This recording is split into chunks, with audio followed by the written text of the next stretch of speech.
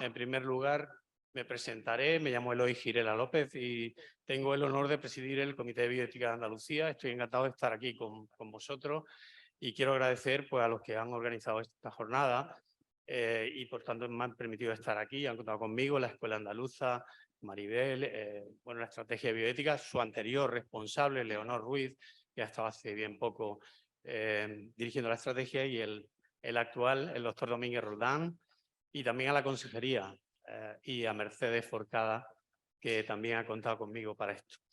Y bueno, me permiten pues, el placer de estar con vosotros y de presentar a nuestro conferenciante, que es una de mis modestas tareas en esta mesa, que es una persona muy ilustre, que no conocía personalmente y que me alegro de conocer, pero sí profesionalmente, porque además somos colegas de especialidad y en el ámbito académico somos profesores de la misma rama de conocimiento. Benjamín.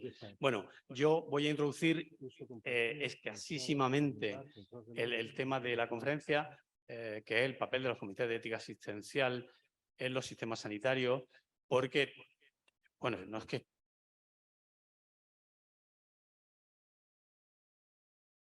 de ese papel tan importante que tienen los comités de ética asistencial y, por tanto, no tengo que ser yo quien lo resalte. Ya el doctor Herrero nos va a hablar de su importancia, de la metodología de debate, de los protocolos y de otras cuestiones mucho más concretas y más interesantes. Simplemente, bueno, los comités de ética asistencial no tienen una historia muy antigua. Y como probablemente también todos sabéis, pues nacieron en Estados Unidos en la década de los 80, después de una serie de casos un poco complejos. El prototipo que casi todo el mundo se refiere, que dio lugar a los primeros comités de ética asistencial, fue el caso de Karen Quinlan, en fin, para la cual esta chica joven estadounidense que después de tomar alcohol y psicofármacos quedó en estado vegetativo, y la Corte Suprema de Nueva Jersey finalmente autorizó la desconexión de la ventilación mecánica, aunque acabó muriendo bastantes años después. En fin, en esa sentencia de la Corte Suprema de Nueva Jersey decía cosas como que ningún interés superior del Estado puede obligar a los pacientes a soportar lo insoportable. Y también decía cosas que, bueno, dieron lugar justamente al inicio de la creación de comités de ética asistencial en los sistemas hospitalarios, como que ningún caso como este debería llegar a los tribunales y ser resuelto en los tribunales, sino que debería de ser resuelto por un comité de expertos que aconsejaran sobre lo que hacer. Y a partir de ahí, bueno, pues empezaron a crearse. Y bueno, en España, pues la historia de los comités de ética asistencial es más reciente. Su primera referencia normativa están en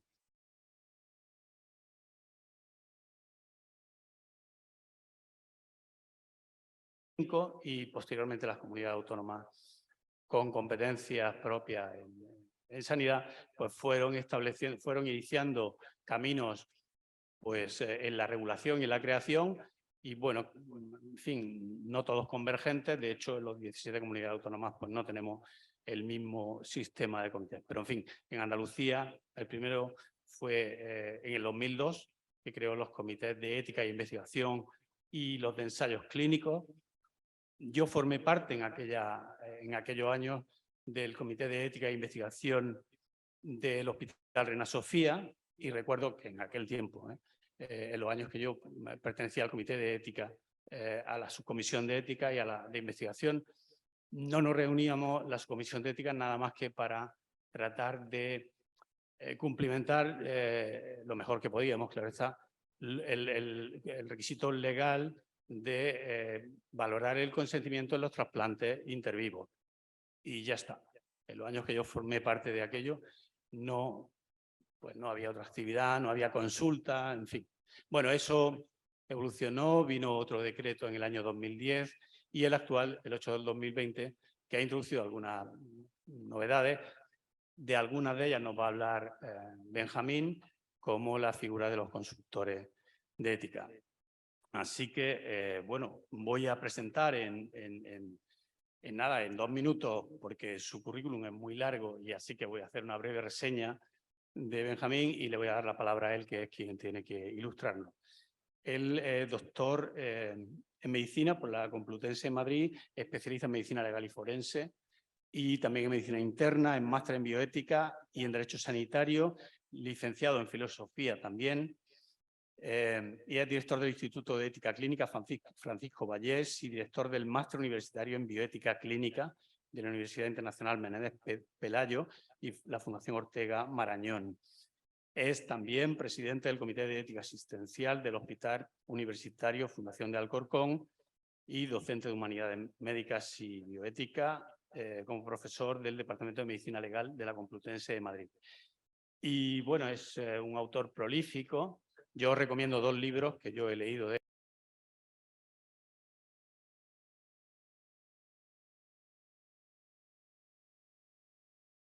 Pero que a mí me sirve bastante, que es La historia ilustrada de la bioética. Y, en fin, yo estoy seguro que a vosotros os servirá también. Pues nada, lo dicho, Benjamín, muchísimas gracias por estar aquí y es tu turno.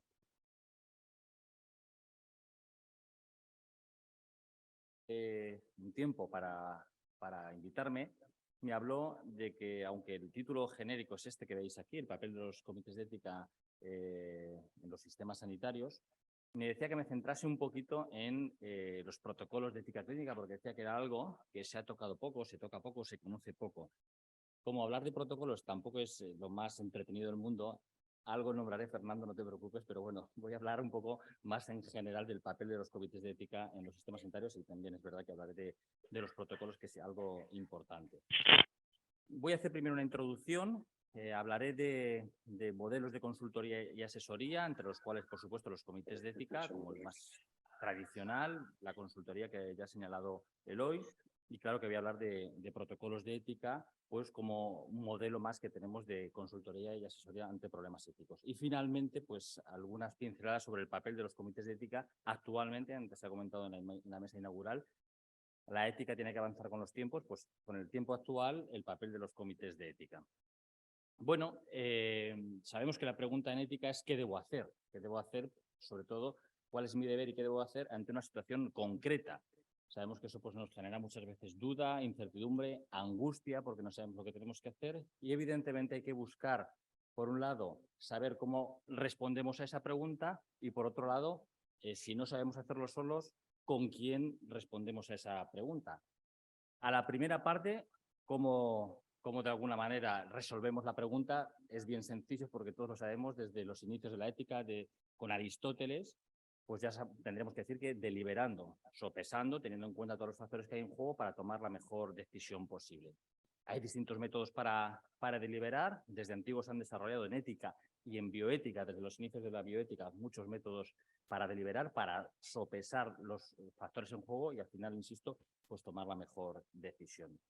¿Y con quién? Que esto es lo interesante. De alguna manera es quién me ayuda a deliberar. Pues de aquí salen un poco esos modelos de consulta y asesoría de los cuales vamos a ir hablando. De la primera parte quería señalar alguna cosita en cuanto a cómo resolvemos las dudas éticas, que hemos dicho que es deliberando. Hay 2 niveles de deliberación. Estaría el nivel de deliberación que llamaríamos deliberación pública. También se ha señalado en la mesa del inicio, y es que hay temas que nos afectan a todos como ciudadanos y que no podemos dejarlo únicamente en manos de, vamos a decir, el nivel político institucional, porque políticos de alguna forma somos todos. Y bueno, pues evidentemente este nivel es importante y luego estaría la deliberación para decisiones concretas, que es a la que estamos más habituados, sobre todo en comités de ética y a nivel personal, porque todos hacemos deliberación cuando tenemos dudas. El primer nivel, que os decía que se conoce en la bibliografía como Democratic Deliberation, pues lo han trabajado autores como Bessette, Habermas o Amy Goodman, entre muchos más. E insisto, aquí se trataría de deliberar para ver a nivel de políticas públicas realmente qué es prioritario. Se ha hablado antes de telemedicina, se habla de inteligencia artificial, de Big Data. Pues en esto entendemos que tenemos que participar cuanto más mejor y sobre todo cuanto más, esto es una cosa, ya saben que lo trabajó mucho Habermas, y es que cuanto más informada esté la ciudadanía y cuanto más participe y se formen esas comunidades deliberativas de las que hablaba Habermas, sería excelente. ¿Qué ocurre con la deliberación pública, con la Democratic Deliberation? Que es muy poco operativa, es difícil de articular y muchas veces uno de los problemas que hay es que, claro, hasta cuánto seguimos deliberando y cómo deliberamos a nivel público para ver qué hacemos, por ejemplo, con la telemedicina, cómo se usa, cómo no se emplea en el ámbito de la salud o en otros ámbitos. Y finalmente muchas veces por eso caemos en lo que se llama el paternalismo de los expertos, que al final se crean comisiones o comités que son los que supuestamente hacen esa deliberación en representación de. Pero insisto, esto muchas veces elimina esa deliberación pública, pero que sería importante por lo menos intentar facilitarla de alguna manera, y los comités de ética en su tarea educativa, por supuesto, aquí también tienen un papel. En este nivel vamos a decir, de políticas públicas hay problemas, evidentemente, muchas veces, como puede ser que se ideologice, porque en esas comisiones o comités sabemos que puede haber de todo, como en todos lados, ¿no? Y a veces se puede ideologizar la bioética, politizarla de una manera o de otra e incluso llevarla meramente al ámbito jurídico. El famoso reduccionismo legal o reduccionismo jurídico, que hoy y yo trabajamos en el ámbito también de la medicina legal, pero una cosa es el ámbito de la ética y otra cosa es el ámbito de las leyes. Y aunque están en relación, como dice un autor, de la ética llueve y crecen las leyes. Es cierto, hay una relación, pero no es lo mismo. Y por tanto, no hay que dedicarnos a decir, bueno, vamos a hacer leyes, a hacer normas para arreglar las cuestiones de políticas públicas y nos quitamos la deliberación. Bueno, ese es el primer nivel que yo creo que tenemos que tenerlo en cuenta y que en bioética yo creo que está poco trabajado concretamente en nuestro país. Más trabajado está el siguiente nivel de deliberación, que es el de las decisiones concretas, la bibliografía Moral Case Deliberation, que desde los inicios, Toulmin, Tomás Mag, Gentenhave, en España Diego Gracia, Miguel Kotov, muchos autores también han trabajado, ya saben, en ella. Y básicamente, pues toda deliberación, esto ya lo decía Aristóteles, no se delibera sobre los fines, sobre el objetivo, sino sobre los medios. Es decir, yo tengo que tener una pregunta, una duda, y sobre eso delibero para responder esa duda, esa pregunta, y lo que tengo que ver es cómo resuelvo esa duda de la mejor manera posible y de alguna manera cómo incorporo todos los factores en juego y a todos los que participan en ese problema ético para dar la mejor decisión. Ya saben que aquí en la teoría de la decisión racional se estableció el término de cursos de acción, pues para establecer el curso de acción mejor, óptimo, más razonable, etcétera. Y bueno, pues en este nivel de deliberación, que es al que estamos más acostumbrados en los comités de ética, pues evidentemente también puede suceder que a veces los comités realmente no deliberen, sino que pseudo-deliberen, que hay alguien que dirija claramente la deliberación, y eso no es una deliberación, sino es participativa, que no termine. Es decir, en los comités de ética, el presidente muchas veces tiene que hacer la tarea de facilitador o mediador, dando palabra a todos, y no olvidando cuál es el objetivo, el fin que decía Aristóteles de la deliberación, y a todos los miembros del comité llevarles allí, oye, que tenemos que responder a esta pregunta. Y al final, pues evidentemente, terminar en un tiempo esa deliberación y dar una respuesta práctica. Uno de los problemas que se ha visto también en los comités de ética es que, claro, si a veces hace un informe que se manda por escrito, a veces ni siquiera se daba personalmente al implicado, y ese informe no es práctico, no responde a la pregunta, no sirve realmente como herramienta. Se habla de los principios de bioética y de la no maleficencia, pero el clínico o la enfermera que tiene la duda lo que quiere es saber qué hacer a nivel concreto, los cursos de acción específicos que tiene que hacer y cómo aplicarlos, ¿no? Y ya digo que esto es importante hacerlo cuando se hace esta deliberación para decisiones concretas. En cuanto a la metodología, les decía que, fíjense desde Aristóteles o fíjense desde los orígenes de la bioética, se han desarrollado muchas metodologías para responder a la pregunta, para saber deliberar. Aquí, como ven, ¿no? Todos los caminos llegan a Roma y se pueden utilizar muchas metodologías. Lo que sí es importante es utilizar una metodología y garantizar que los factores en juego y que los implicados participan, y que se sopesa todo y que al final, insisto, se argumenta por qué la decisión que se toma es mejor que otras y por qué esa decisión, por tanto, se mantiene. De manera que siempre y cuando se tenga un método, fíjense, la etimología de método es hacia, odos es camino, hacia un camino. Mientras tengamos un camino que nos lleve a Roma, como pueden ver aquí, que hay muchos, pues evidentemente vamos a cumplir con nuestra tarea de deliberación. Bueno, la segunda parte les decía, hay que deliberar. Y lo segundo, ¿quién me acompaña en ese camino? ¿Quién me acompaña en la deliberación? Y bueno, pues hay muchas formas de deliberar. Nosotros deliberamos solos, es decir, sopesamos los factores, pros, contras, y tomamos la que consideramos que es la mejor decisión posible. El famoso dicho de consultarlo con la almohada consiste en deliberar. Es decir, muchas veces las emociones inmediatas me pueden hacer tomar una decisión errónea, equivocada. Eso que decía parece ser San Ignacio, ¿no? De en tiempo de crisis, no hacer mudanza, más o menos, pues todos cuando estamos agitados en un momento, tomar una decisión muchas veces nos podemos equivocar y por eso de consultarlo con la almohada para sopesar bien factores, pros, contras y tomar la mejor decisión posible. Y esto lo hacemos día a día en nuestra actividad asistencial y en nuestra vida privada. Y cuando nosotros no sabemos, no es suficiente nuestro punto de vista, que es muy habitual, pues evidentemente ya tenemos que pasar a una deliberación con otros. El camino hay que recorrerlo con otros. Y aquí, que en un papel ya sabemos histórico, lo ha señalado Eloy, los comités de ética. Y me ha parecido muy interesante lo que también se ha comentado en la mesa inaugural. Hay comités formales y comités no formales, y me explico. Por ejemplo, los intensivistas, que se ha dicho antes. Es el único servicio, nosotros que somos internistas, Fernando, hacemos una sesión al día, por lo menos en mi hospital.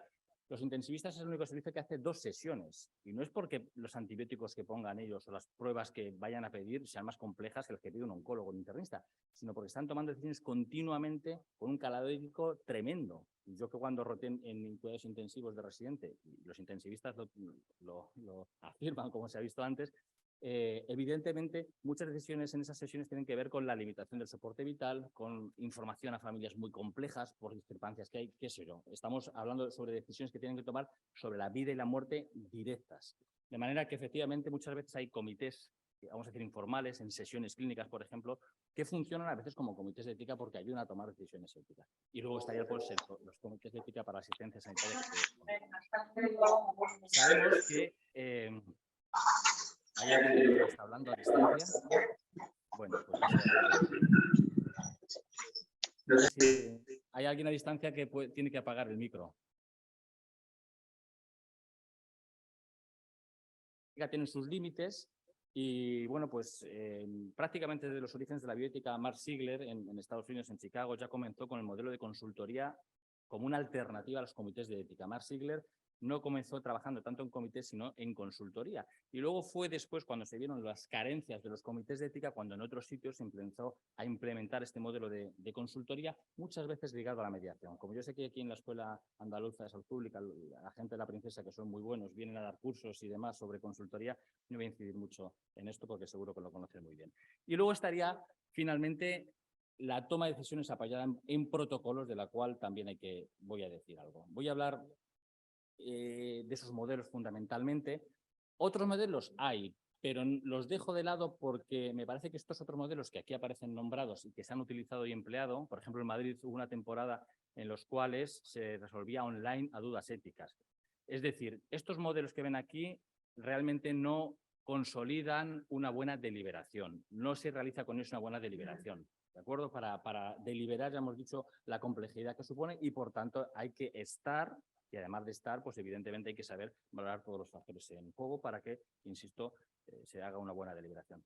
Los datos que ven aquí a la hora de hablar de estos distintos modelos de toma de decisiones, preguntamos en la Sociedad Española de Medicina Interna a todos los internistas de España un estudio sobre cómo resuelven los internistas, respondieron muchísimos, a sus dudas éticas. Por suerte solamente un 1% decía que no tenía dudas, otro 1% decía que solo. Y lo que se ve en todos los estudios en España y fuera de España, la mayoría los resuelve los problemas consultando con compañeros. Cuando tiene una duda ética, al compañero que tiene más experiencia, ya saben eso de la sabiduría, que es algo que el ethos, ¿no? El carácter. Hay personas que consideramos que tienen cierta sabiduría, a veces por su ethos y a veces por su experiencia, o una mezcla de las dos cosas, y en todo caso pues se consulta muchas veces con ese experto, ¿no? Con ese compañero de trabajo.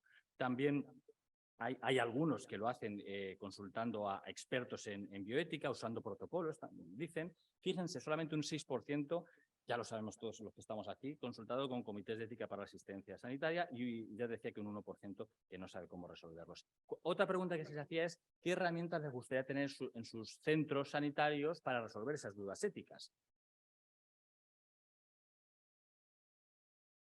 Formación, un número importante, un 23%, desarrollar protocolos, fíjense lo que más, esto es muy habitual, en los centros sanitarios, en los médicos concretamente, muchas veces pedimos protocolos, porque parece que el protocolo piensa por nosotros y decide por nosotros. La incertidumbre inherente a la clínica, y cuando hay una duda bioética, la incertidumbre es mayor, porque junto al problema ético está la duda, perdón, junto al problema clínico está la duda ética. Pues en esos casos parece que un protocolo me va a quitar la incertidumbre y va a decidir por mí. Bueno, eso evidentemente es un error, pero ya digo que lo que más solicitaban en esta encuesta eran protocolos. favorecer la creación de comités y por encima de favorecer la creación de comités, fíjense la figura del consultor o experto en bioética. Casi todos, como ven, veían conveniente alguna herramienta que les ayudase a tomar decisiones. Que he hecho esta visión un poquito así general sobre los modelos, voy a hablar sobre alguno de ellos. En cuanto a los comités de ética, que es un poco el motivo que nos trae hoy aquí, yo creo que estas dos frases resumen los pros y los contras fundamentales de los comités de ética para la asistencia sanitaria. El refranero español es de 4 ojos ven más que 2. Evidentemente, los problemas son complejos, ¿no? Y evidentemente el prisma de la realidad está mucho mejor visto por varios, sobre todo si son de distintas disciplinas, que por una sola persona que además muchas veces si tiene las emociones condicionadas por el problema que tiene delante, pues evidentemente está más reducido su espectro, ¿no? Bueno, pues 4 ojos ven más que 2 y luego la famosa frase que se ha atribuido siempre a Napoleón, dice, si quieres que algo sea hecho, nombra un responsable. Si quieres que algo se demore, eternamente nombra una comisión. Ya sabemos que los comités, pues históricamente respondían tarde, mal y a veces y digo nunca porque si el problema ya se ha resuelto, es un problema de limitación o adecuación del soporte vital y tardamos un mes en responder, pues evidentemente no vale de nada ya esa respuesta. De manera que, ya digo, pues esto reúne fundamentalmente los problemas de los comités de ética. Siguiendo con el estudio que les decía antes de los internistas en España, otra de las preguntas que les hacíamos era si tenían muchos conflictos éticos. El 70% decía que los tenía con frecuencia o casi siempre, en su día a día, conflictos éticos. Y estos problemas, fíjense, a más de 4 de cada 10 les dificultaban su actividad asistencial con frecuencia o casi siempre. Estamos hablando de que los problemas éticos son importantes y esto también pues, se manifiesta en otras especialidades y en otros países. Por suerte, parece ser que los internistas, esto también se ve, están bastante satisfechos con la forma en la que ellos resuelven los conflictos éticos. Y aquí, que es lo fundamental que estamos hablando de comités, y esto es algo que a mí me parece un dato muy interesante. En la columna del centro ven los internistas que responden a los centros donde hay comité de ética. Y en la columna de la derecha, donde no hay comité de ética, que eran también bastantes internistas. Fíjense, donde hay comité de ética. Consultas realizadas al comité de ética. Ninguna, pues un 36%, muy esporádicamente, es decir, menos de una al año, la mayoría, 53%, 1 o 2 al año, 9%, 3 o 4, 1%, no sé dónde estarán, y más de 4, ninguno. Y a otros internistas le dice, si usted tuviera comité de ética, ¿cuánto consultaría? Pues fíjense, un 20% dicen que consultaría más de 4 veces. La realidad es que ninguno lo hace. Un 34%, 1 o 2 veces al año. De manera que estamos hablando de que la idea de los comités de ética, cuando se cuenta, es fabulosa. A todos nos pareció cuando empezamos a formarnos en bioética. Pues un grupo de expertos formados que nos ayudan a tomar decisiones difíciles. ¿Por qué no se consulta después? Pues todo esto también ya sabemos que se ha estudiado. Hemos hablado, por ejemplo, ya de la falta de operatividad, de la distancia del día a día, ¿no? De esa distancia narrativa que tiene muchas veces el comité de ética del clínico. El miedo a la confidencialidad, el miedo a que juzguen, porque claro, hay un comité que en teoría, bueno, pues es confidencial, ¿no? Y debe ser confidencial, pero mucha gente tiene dudas de consultar porque no quiere que se le juzgue su actividad. Bueno, los motivos son muchos. Pero uno de los más importantes, desde luego, es que los comités han perdido prestigio porque sus respuestas son estáticas, las das para un momento esa duda, pero los problemas en ética, los problemas en clínica y los problemas en la vida son dinámicos, van evolucionando. Y si damos una respuesta para una consulta en un momento, es que esa duda es posible cuando demos la respuesta, el problema ya haya cambiado. Y es que al día siguiente o los 2 días, cuando aplicamos esa recomendación, también va a cambiar. La realidad se modifica conforme vamos interviniendo, de manera que es que la respuesta de los comités, ya digo, pues muchas veces se ha visto como poco prácticas. Claro que son importantes los comités de ética, que luego veremos porque voy a recalcar su importancia, pero ya digo que estos son los motivos muchas veces que han llevado a que sean poco consultados. Por supuesto que la pluralidad, la diversidad que facilita la deliberación, para casos especialmente complejos son fundamentales y evidentemente en consultoría son importantes. Para, de alguna manera, hablar de comités de ética y consultoría, me gusta poner esta frase que conocen, ¿no? Me imagino algunos, la diferencia entre participar y comprometerse. Dice, en un plato de huevos con bacon, el cerdo está comprometido, está implicado, ¿no? mientras que la gallina solo participa, solo toma parte, ¿no? Pues esto sería un poco la diferencia entre el consultor y el comité de ética, ¿no? Pues el comité de ética, evidentemente, toma parte de las decisiones, da una recomendación, mientras que el consultor está comprometido, está en el día a día, participa en la historia clínica, habla con unos, con otros, etcétera, etcétera. El consultor también tiene desventajas. He dicho que no me voy a extender en esto porque aquí tienen la formación que le están dando, que seguro que es fenomenal. Y bueno, las personas que se han formado tradicionalmente en bioética veían al consultor con miedo en cuanto a que no se garantizaba la deliberación, esa deliberación perfecta que hacía ese grupo de 12 en el comité de ética.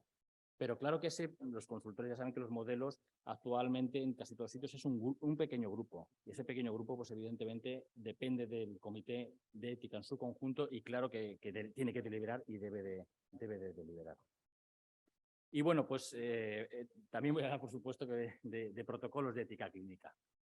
¿Los protocolos qué son? Los protocolos de ética clínica son como cualquier protocolo, una recomendación, unas pautas generales que luego tengo que aplicar a mi caso concreto. Y en el caso de la ética clínica son recomendaciones que me tienen que ayudar a deliberar, pero no deliberan por mí. Igual que un protocolo técnico, en una hemorragia digestiva, en un síndrome coronario agudo, el protocolo no decide por el cardiólogo, pues evidentemente el protocolo de ética clínica no tiene que decidir ni por ni por el consultor en ética, ni tampoco por el clínico, sino que te ayuda a establecer unos cursos de acción para que al final se tome la mejor decisión posible. No son vinculantes, como ningún protocolo o recomendación, e insisto, no sustituyen la deliberación, sino que deben de ayudar y formar parte de la deliberación. Este es un estudio que hicimos hace tiempo en los comités de ética de la Comunidad de Madrid, para ver qué protocolos habían hecho los comités de ética de los hospitales de Madrid. Agrupándolos, la mayor parte de los protocolos tenían que ver con problemas del final de la vida, con pacientes terminales, órdenes de no reanimar, en su momento voluntades anticipadas, instrucciones previas, diríamos ahora. También había sobre trasplantes, sobre, por supuesto, rechazo a tratamiento, incluido el caso de los testigos de Jehová, sobre situaciones de sujeción mecánica, cantidad de situaciones que ustedes seguro que han trabajado también en sus comités de ética. En cuanto a cuándo debe un comité de ética elaborar una recomendación o un protocolo. Lo primero, el problema tiene que ser frecuente, es decir, tiene que ser un problema para la institución, para el centro sanitario.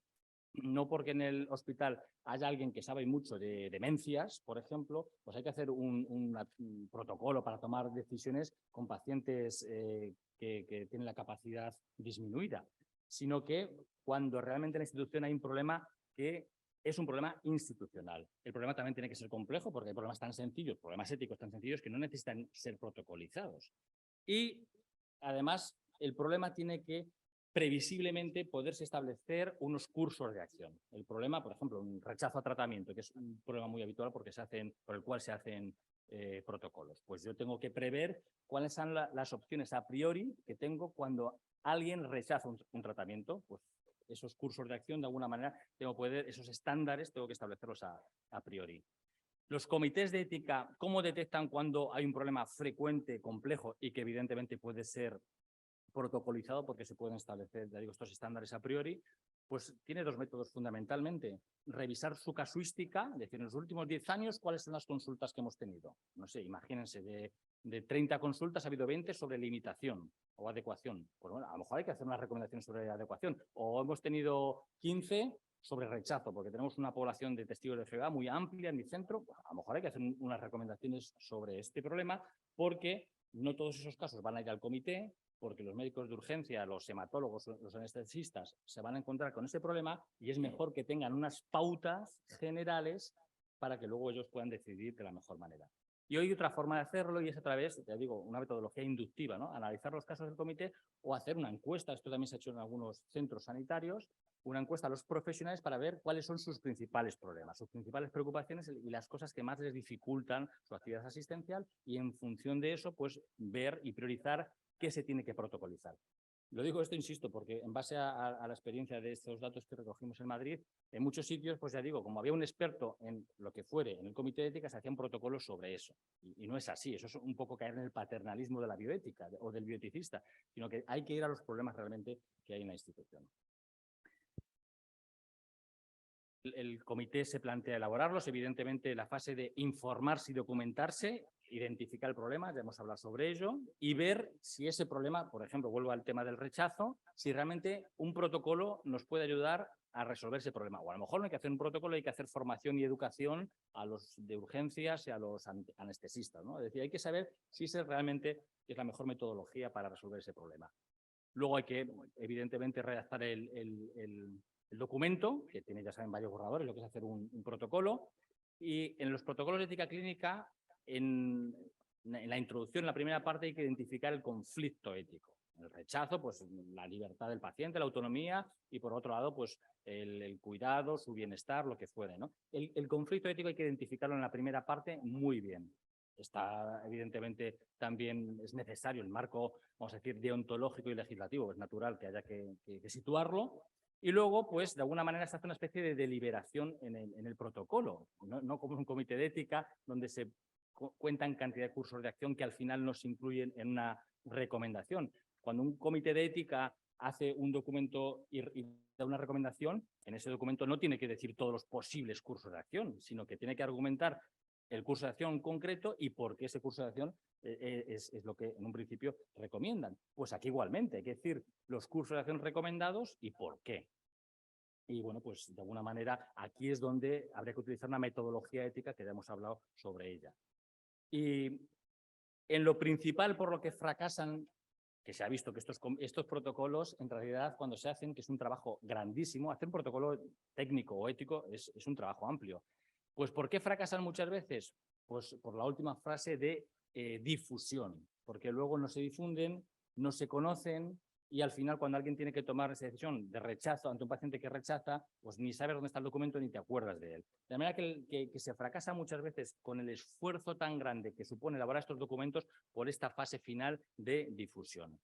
De manera que esto es un trabajo, ya digo, muy poco atractivo para los comités de ética, porque supone un gran trabajo de fondo, de revisión.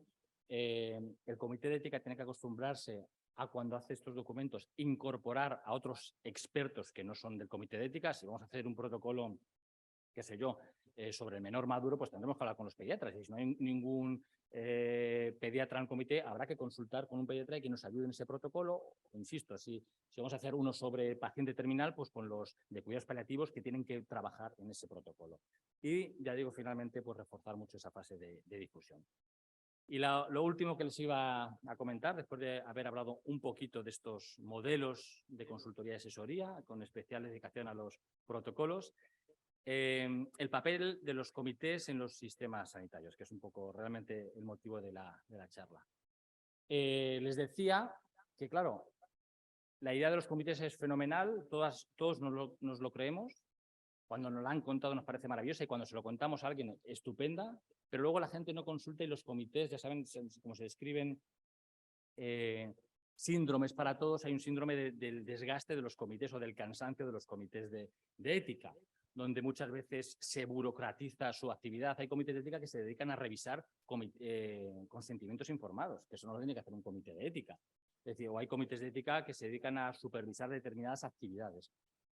Bajo número de consultas, que muchas veces, entiéndame la terminología un poco, es como la parte más sexy de la bioética, ¿no? Los casos clínicos, ¿no? Y sin embargo, pues la formación y la elaboración de documentos y protocolos pues es menos apetecible muchas veces. Y lo que quieren son casos. Y bueno, los casos importantes, claro que sí, pero hay más cosas que hacer. Y bueno, pues todo esto ya digo que es un problema en Andalucía, en toda España y a nivel internacional. No crean, porque he visto alguna vez la memoria de los comités de ética de aquí, que antes también se ha comentado, y el número de casos más o menos que se ven aquí por comités muy parecido a lo que se ven en otros sitios y también en otros países, insisto. Pues aquí habría que decir, formar a gente en bioética, que es costoso en tiempo y en dinero. Reunir a un grupo de profesionales que les quita de su trabajo durante 2 horas, una vez al mes, qué sé yo. Todo este esfuerzo que se hace para tan poco, pues evidentemente, claro que se realiza y realiza una función importante. ¿Y por dónde tendrían que ir, que decíamos hoy día, en los problemas de hoy día, los comités de ética? Por un lado, yo creo que tienen que potenciar las otras funciones. Claro que si les llegan casos hay que responder a los casos, pero la función educativa, Y la función de elaborar protocolos y recomendaciones pues tiene que ser muy importante en los comités de ética. A lo mejor es menos sexy o menos atractiva y menos apetecible que ver el caso concreto, pero es una obligación de los comités de ética. Y luego, en cuanto a la parte de consultoría, evidentemente, tienen que estar abiertos los comités a otros modelos de asesoría y consultoría ética porque comparten el mismo objetivo, el consultor o los consultores con el comité, y evidentemente en su forma de trabajo es totalmente compatible. Aquí lo que tiene que haber es creatividad para que en los centros sanitarios, por ejemplo, pues ya saben, consultor y comité puedan trabajar juntos, para que el mediador también trabaje con el comité de ética. No es que trabajen juntos, es que tienen que ser parte del comité de ética, tienen que ser parte de él. Y luego también, pues, muchas veces, en función del problema, esto es un ejercicio que a veces hemos hecho, contar casos clínicos y decir, a ver, este caso clínico, ¿quién crees que tendría que resolverlo mejor? Pues un consultor, tendría que ser una tarea de mediación o tendría que ser un comité de ética para la asistencia sanitaria o no es un problema ético y tiene que ir a otro lado. Es decir, esa parte del diagnóstico diferencial ético, es un problema ético, no es un problema ético, si es un problema ético, ¿cuál es la mejor forma de resolverlo? Es un tema que tenemos que saber organizarlo. Y finalmente, y con esto ya sí que voy a acabar, a la hora de responder más o menos esa pregunta, ¿no?, de cuál es el papel de los comités de ética en los sistemas sanitarios,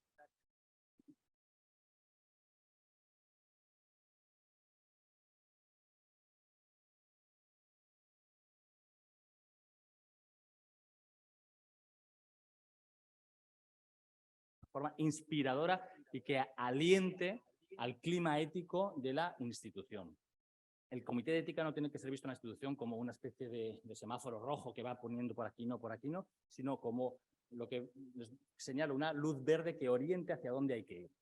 Y eso que evidentemente es difícil de concretar, luego vamos a intentar ver cómo, pero en las instituciones se tiene que notar, insisto, en el clima ético que hay comité de ética.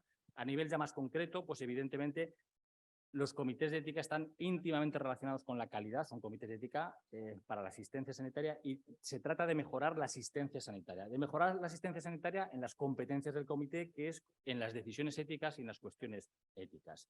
Y esto, pues, ¿cómo lo tienen que hacer hoy día los comités? Lo primero, identificar los problemas. Muchas veces, insisto, no hay que estar en la sesión a ver qué casos me han llegado o qué problemas hay. Hay que ir muchas veces a averiguar qué problemas hay. Ya digo que hay cantidad de cuestiones que se pueden hacer. Se pueden hacer encuestas. Antes se hablaba también de la investigación. La investigación de los comités de ética no solamente es investigación, qué sé yo, en general, sino es investigar en la institución qué problemas éticos hay y cómo poder resolverlos. Insisto, ¿no?, identificar los problemas y proponer soluciones, ¿no?, que ya digo que hay muchas posibilidades. Luego, por supuesto, cuando hay un problema que se identifica, pues optimizar la toma de decisiones, y aquí los protocolos, fíjense que la consultoría me parece muy importante en relación con los comités, pero, por ejemplo, el protocolo yo creo que es una responsabilidad del comité de ética, no de los consultores. Es una responsabilidad del comité. Y luego, evidentemente, la tarea educativa, formar, educar y sensibilizar. Ya saben que muchas veces la primera tarea que tenemos en ética, en bioética, es el término de la ceguera axiológica, ¿no? Muchos profesionales, antes también lo comentaba Fernando, no ven los problemas éticos, sino que consideran que son problemas técnicos. Y la primera formación que tenemos que hacer es sensibilizar para que se identifiquen los problemas éticos, ¿no? Sensibilizar en esta línea, que es algo que también tienen que hacer los comités de ética. Y nada más, muchas gracias.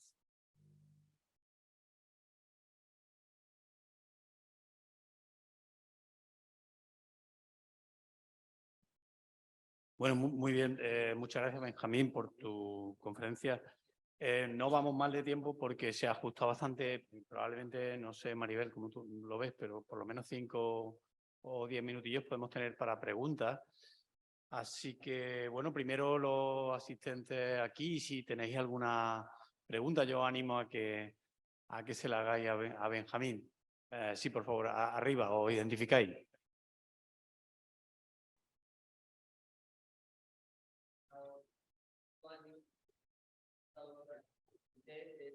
Ahora ya no estoy. El tema, la pregunta mía es que me ha dado a mí la impresión, primero agradecerle, porque ha sido muy claro y a mí me ha ayudado personalmente y he refrescado muchas cosas, pero no sé por qué me sitúa en el hospital. Ya. Y yo trabajo en atención primaria el sistema sanitario no es solo el hospital, es también los centros de atención primaria.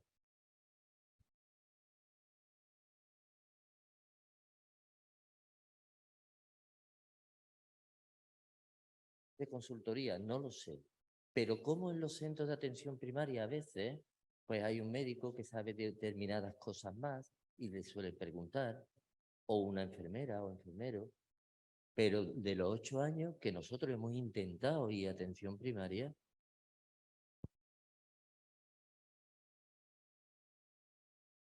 menos parece ser en el ámbito hospitalario. Pero en el ámbito de atención primaria hay graves problemas éticos que no se aborda o que cada uno lo hace como Dios le da a entender. Me gustaría que hablaras un poco a ese nivel, el nivel de atención primaria fuera del hospital, que parece muy claro, pero en el otro... Sí, vamos a ver. Es cierto, ¿no? Yo tal vez tenga el sesgo inevitable de que como trabajo en hospital, pues a veces hable excesivamente desde el punto de vista... por ejemplo, en mi hospital, el comité es de área, es decir, trabajamos en el hospital y en el área de atención primaria que hay, forma parte del comité médicos de familia y es un comité de área. He de decirte que nos llegan muchas más consultas, tampoco que tenemos las que tienen todos los comités, pero nos llegan más consultas del hospital que de atención primaria.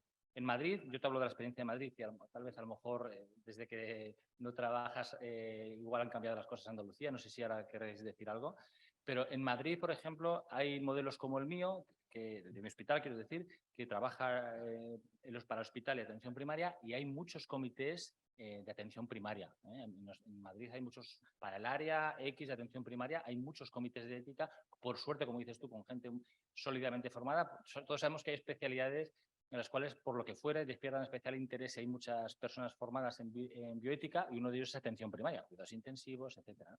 Y por suerte hay muchos médicos de familia formados y también enfermería de atención primaria y en Madrid ya digo que sí que están formando y funcionan como comités.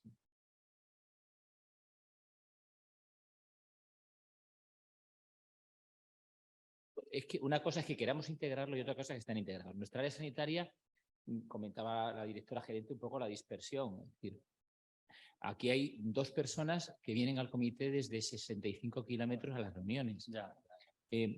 Entonces, aunque me han criticado que yo diga que el apoyo no existe, es un problema. Quiero decir, alguien que tiene que cambiar los turnos, que no se lo facilitan, que se desplazan, junto con las agendas de los centros de atención primaria. La atención primaria está en este momento, en Madrid es la que se cuenta, pero hablábamos hace un momento de la realidad que tenemos en Andalucía, que es que la mitad de los centros de salud tampoco tiene médico de primaria, es que no hay. Quiero decir, y cuando alguien ve que esto de la ética es como una cosilla más que tampoco importa tanto, porque lo importante, sin darse cuenta de que detrás de muchas de las decisiones que tomamos cada día, lo que hay son valores, claro. Y que a lo mejor los problemas de mucha o poca derivación, mucha o poca prescripción, mucha o poca seguridad, en el fondo es qué valores estamos primando y no otra cosa. Pero claro, tú hablabas antes de la derivación política y de la derivación concreta y claro, muchas veces estas cosas hablamos en la sesión clínica, pero no llegan fuera, ¿no? Hablamos de otras muchas cosas que serán muy importantes, pero que en el ámbito sanitario resulta que el centro está ahí. Entonces, no es tanto el problema de que los desde atención primaria no puedan incorporarse. Nuestro comité de ética asistencial, hemos tenido las sesiones del comité en centros de salud. Es decir, no las hemos hecho en el hospital privado. Es decir, nosotros nos movemos. No es una cosa que esté centrada en Valme como aunque esta sea la sede jerárquica, por así decirlo, ¿no? Pero si ya cuesta trabajo la relación clínica con los profesionales en el hospital, este hospital es pequeño comparado con otros grandes centros, ¿no? 500 camas comparado con el Rocío, que aquello es, ¿no? En primaria, yo creo que las dificultades del trabajo hacen que aún sea más difícil llegar. Y a nosotros nos han llegado consultas de enfermeros de primaria, de médicos de primaria, de gerentes. Quiero decir que a nosotros nos han llegado realmente desde muchos ámbitos a lo largo de los años que llevamos. Pero el problema es que si ya cuesta la inmersión en un solo centro, la inmersión en 35 centros de primaria, 5 hospitales, vamos, ni a dedicación completa los miembros del comité llegaríamos. Claro. A dedicación light, no sé si, sin ninguna caloría. No, hay, en la línea de lo que decís, claro, yo esto también en base, en otros lugares, por ejemplo, efectivamente, la itinerancia del comité, lo que acabas de decir, cuando un comité, por ejemplo, atiende a varios centros sanitarios, incluido atención primaria, pero está localizado en un hospital, al final la sede, de alguna manera, tira de las consultas y casi todas las consultas van de la sede principal. Entonces, cuando un comité, como bien ha dicho Fernando, es de varios centros, incluido atención primaria, ese comité tiene que ir a esos centros a hacer formación, las reuniones, etcétera, etcétera. Eso es importante. Y luego en esta, por ejemplo, el modelo de Joseph Fins ya sé que evidentemente en Nueva York pasa lo que en Madrid, que no hay la dispersión que puede haber en Andalucía, evidentemente. Pero él habla de cómo la consultoría, que antes lo has apuntado, ayuda a esta itinerancia, cómo el consultor o consultores más fácilmente pueden ir a estos lugares, a estos centros. Pero no cabe duda, hace poco estuve en Zaragoza también en una reunión de comités y había gente de Teruel y allí pues contaban este problema pues de una forma pues muy clara, ¿no? Y es algo difícil de resolver, ¿no? La atención primaria, sobre todo para áreas de dispersión, porque aquí en Sevilla es fácil, ¿no? Pero en áreas de dispersión, efectivamente.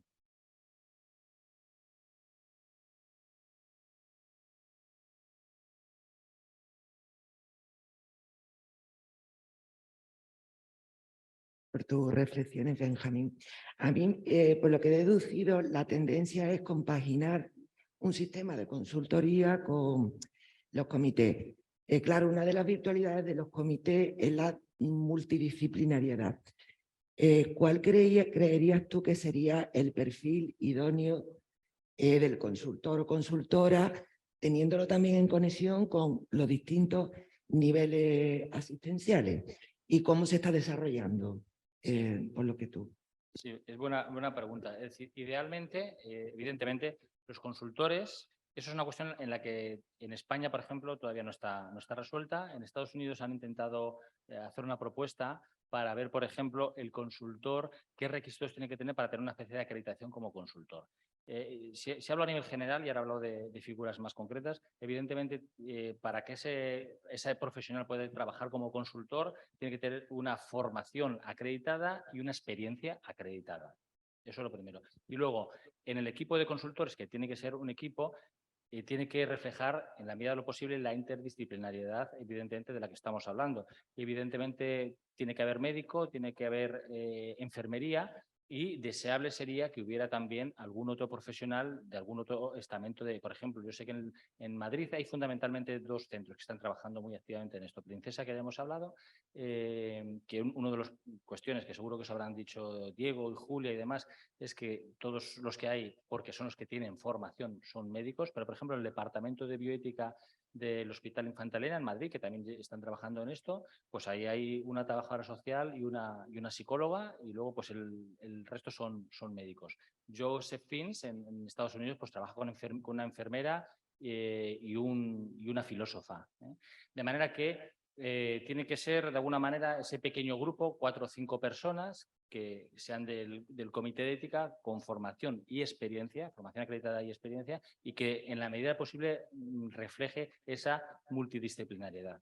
Médicos tiene que haber sí o sí por la complejidad de los problemas éticos, enfermería muy deseablemente y, a ser posible, alguien más de los otros, vamos a decir, estamentos. Venga, adelante. Y con esta pregunta yo creo que vamos a cerrar. Probablemente yo resuma algo del chat, ¿no? O no sé, yo lo que digáis. Vamos ahora con un cuartito de hora de retraso, que es lo que ha empezado. O sea, nosotros, esta mesa no lleva retraso. Sí, cerramos ahora. Bueno, en cualquier caso, adelante, por favor. Bien, buenos días. Yo soy Félix Igea, soy presidente del Comité del Área Sanitaria Norte de Córdoba. Y quería hacer una reflexión, una pregunta. Intentaré ser breve, pero es todo claro, ¿no?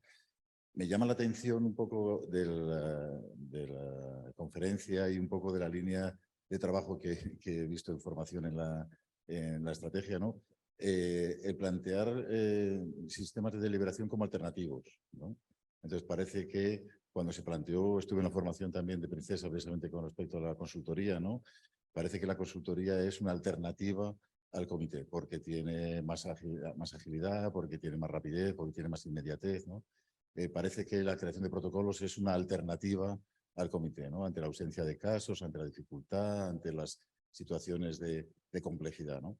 Hombre, mi primera reflexión es que yo creo que, como decía una maestra, es decir, frente a la oscuridad de la O, la luminosidad de la I, ¿no? Yo creo que son situaciones completamente diferentes que atienden a necesidades completamente diferentes. De alguna manera, minimizar el trabajo del comité que aborda casos complejos, y los casos complejos, evidentemente, no entran en protocolos. Los protocolos entran en recomendaciones generales, ¿no? O sea, intentar plantear como una alternativa a la deliberación de un caso complejo la labor de un consultor, la labor de un protocolo me parece un poco osado. Creo que los comités precisamente la labor que tienen es precisamente el estar formados por diferentes cabezas, por diferentes orientaciones, y esa deliberación es muy difícil de sustituir para abordar un caso complejo y dar una recomendación concreta, ¿no? Eso por una parte. Y luego, por otra, también me llama la atención, en nuestra experiencia, esto no de venir como comités, efectivamente, los casos, la frecuencia de casos nacional e internacionalmente es baja, ¿no? Pero es verdad que los comités de éticas, tal y como viene nuestro decreto, somos una herramienta más para la garantía de la calidad y para la garantía de la preservación de los derechos de los usuarios, ¿no? Nosotros estamos trabajando en una línea que es los comités como asesores, como consultores de quien tiene que tomar decisiones en el ámbito directivo o en el ámbito profesional, ¿no? Para introducir ese cambio de mentalidad, ¿no? De atención centrada en la persona, de alguna manera de respeto de derechos, ¿no? Y parece como que esa labor, que yo creo que es una labor muy importante, la labor de la mesoética, ¿no? La labor de la ética de las organizaciones, como que no se nombra, ¿no? Y me llama la atención.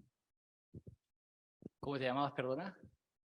Félix, oye, me he debido explicar fatal, porque es que todo lo que has dicho tú es lo que estaba diciendo yo. Es que en ningún momento he dicho que sean alternativa. He dicho que los comités de ética tienen que elaborar los protocolos y que los protocolos no sustituyen la deliberación, que tienen que ayudar a la deliberación. Y también he dicho que el consultor tiene que deliberar, que no tiene que ser un consultor, sino un equipo de consultores que forman parte del comité, que enriquecen al comité, que aumentan. Se ha visto que el que haya consultores del comité hace que lleguen más casos al comité y ese comité reporta periódicamente al comité y los consultores que se deben de reunir semanalmente tienen que invitar a los miembros del comité para que vayan a sus reuniones semanales. Es decir, no es una alternativa. No me habrás oído a mí decir la palabra alternativa en ningún momento. Yo digo que me he tenido que explicar muy, muy mal, ¿no? Y luego, de la otra, perdona, la segunda parte. Ah, bueno, sí.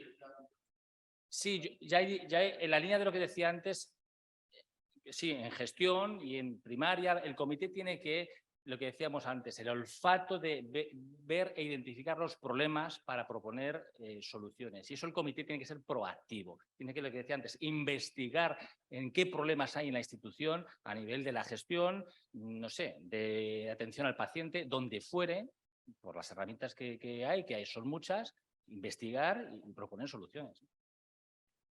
Bueno, pues nada, aquí en el chat no hay demasiadas intervenciones, algunas te felicitan, Benjamín, otras dicen que cómo se podría fomentar la figura de los comités, en fin, eso en general es lo que hemos dicho, complejo, y Alejo se queja de que hay escasa voluntad por parte de alguna gerencia, él dice que lleva una década acudiendo al hospital a 70 kilómetros de ida y vuelta, y que no le han abonado ni siquiera el desplazamiento.